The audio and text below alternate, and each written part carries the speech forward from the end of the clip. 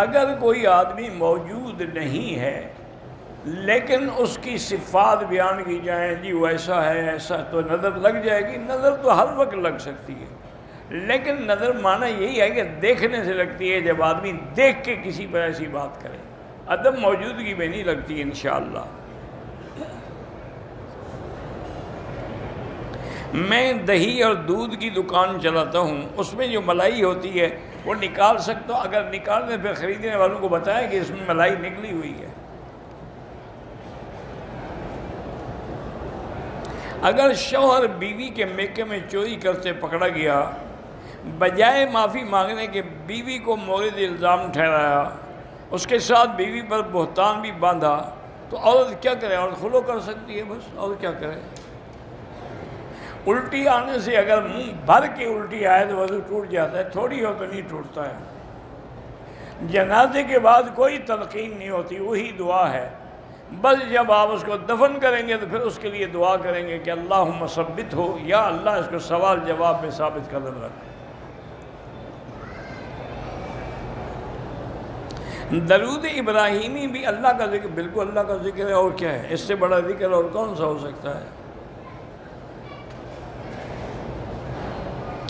میں حیض میں تھی اور میری والدہ کا انتقال ہو گیا تو میں نے اس کو غسل بھی دیا۔ بہتر یہی ہوتا ہے کہ حیض والی عورت غسل نہ دے، لیکن اگر شریک ہو کوئی بات نہیں، مسلمان تو ہے نا۔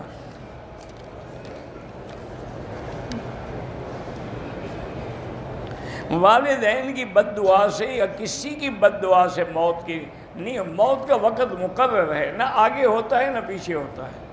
وہ ہمارے ایک مولوی صاحب تو کہتے تھے کہ اگر بچوں کی بد دعا لگتی نا، ایک استاد بھی زندہ نہ ہوتا۔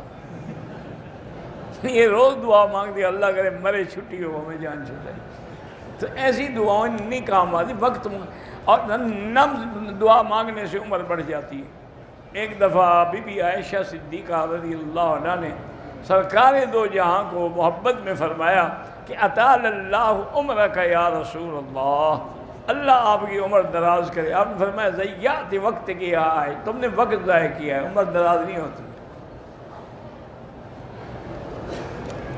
منہ سے اچانک گالی نکل جائے، گالی نکلنے سے وضو نہیں ٹوٹتا۔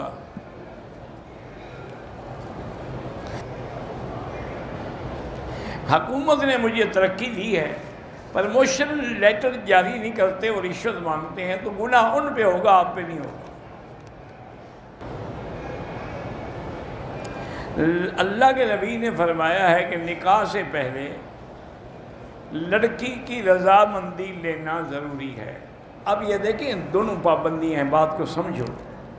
جیسے لڑکی بغیر ولی کے نکاح نہیں کر سکتی، ولی بھی بغیر اس کی رضامندی کے نہیں کر سکتی، لہذا دونوں کو متفق ہونا پڑے گا۔